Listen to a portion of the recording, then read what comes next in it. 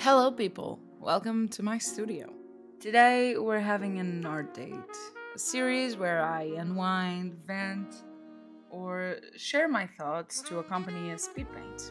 Grab a snack and relax, or put me as background noise while you do your own art. This is a safe place, and I hope to hear your thoughts and ideas on the subjects we might come up with. Everyone's losing their shit over the 100-day art challenge Pewdiepie is undertaking, the results he's achieved. I've seen many people on Reddit comparing themselves and feeling belittled as artists because of what he has accomplished. They talk about how quickly he improved in 100 days compared to the X amount of years they spent on their art without seeing half of the results. I would like to deconstruct the idea of talent, per se. And even though I would never take such an adjective as a bad thing, it might actually be almost like an insult to some of us. So what is talent? I asked AI to come up with a definition for it. And AI told me that talent can be defined as a natural aptitude or skill. It is often viewed as a special ability that allows individuals to excel at something with relative ease compared to others. Okay, so I will say this in my perspective of things. Someone who is genetically predisposed to do certain things better than others. That's the only way I can see how one person can be superior to another with less work and practice. Talent as a crude adjective to describe someone doesn't sit well with me, but I'll tell you why. If you think about it as an example, the best basketball players kind of fit certain physical features, right? It's basically a stereotype. The basketball player physique, the bodybuilder physique, the ballerina physique. These physiques became a stereotype because the most people who dedicated themselves to these activities probably dedicated themselves so much to the activities because of the physiques themselves, gave them advantages in results versus other people with less body types for the same activities. Did you follow that? What I mean is, a tall basketball player wasn't born better at basketball than a short player. He just has a genetic unfair advantage, which ended up influencing the speed of his results. And that, for itself, gave him enough motivation to keep pursuing the activity with much ease than a shorter player. So, the same shorter player who also practiced a lot but had a lot slower improvement, and seeing himself fall behind the tall ones might have led them to give up before reaching his full potential. It's not about his lack of talent at basketball. Maybe he actually had incredible speed and other traits that tall players could never have, like the Kuroko no Basket character, right?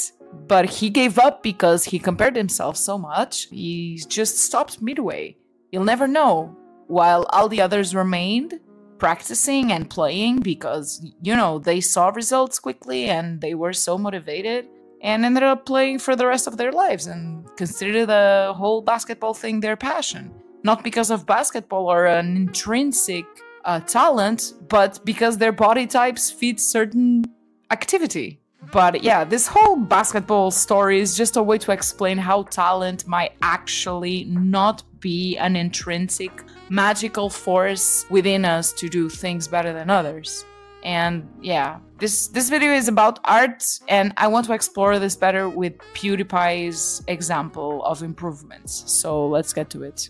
So Felix mentioned that he liked drawing when he was younger, right?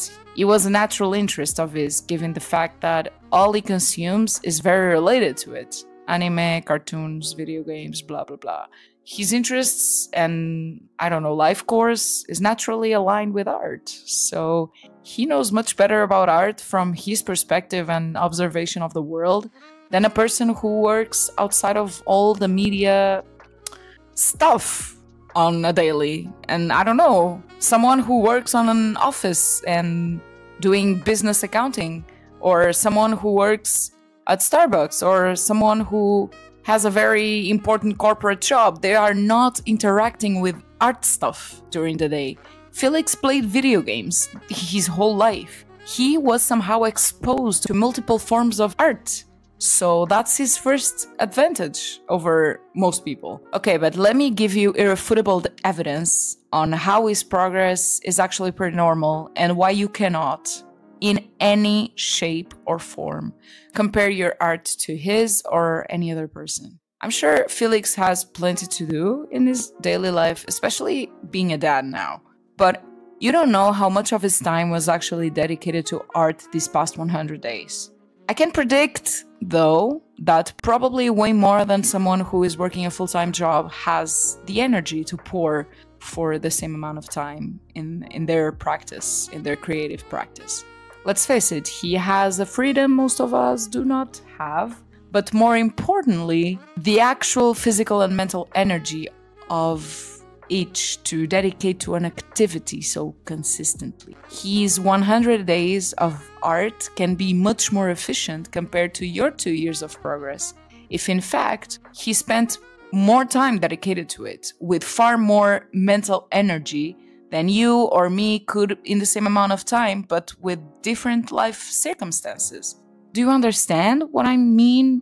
Maybe in another point of his life he wouldn't have such amazing progress. In fact, maybe he didn't start earlier, probably because he didn't have that energy and time before. But he's not accepting defeat because of his age or lack of progress up until now. He's doing the most important thing, enjoying his own art journey for himself and for the things he wants to create. Also, very important, we must acknowledge and give credit to the fact that he shows the frustration during his progress as well. All the portraits that he scribbled and got mad about are there too. And the actual highlights after so many attempts can be counted in less fingers than you have. His norm was actually bad art. The highlights were won after a lot of trial and error. But he didn't quit, face the frustration. And that is key, my friends. Most of us face a very real problem in our creative journeys, and that is quitting before even reaching any milestone. Giving in to frustration, and the culprit to this very poor behavior is comparison. You should never compare yourself to others. And everything I just said is just evidence that everyone is different, every path is different. And our lifestyle, amount of free time, energy levels, all of that count. Your 1 hour a day can be completely different than my 1 hour a day after checking all these factors. So keep in mind that the only healthy comparison point you must have is your older self, yourself from the past. And if you don't see any progress at all, consider if you're having fun. Because if you do, you can just keep going.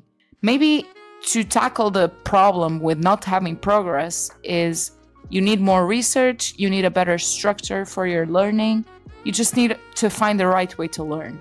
But if you're finding yourself in a loop of frustration that makes the practice feel like work, check with yourself. If you really want to do the thing, or if you simply like the idea of being good at doing the thing.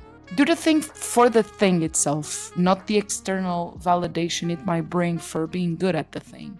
Life is about your own joy and fulfillment, not about pursuing the idea of us being badass at something just to feel more validated by the tribe we identify ourselves with. I know it's natural for us to seek validation, but life is so much prettier when we are true to ourselves, right?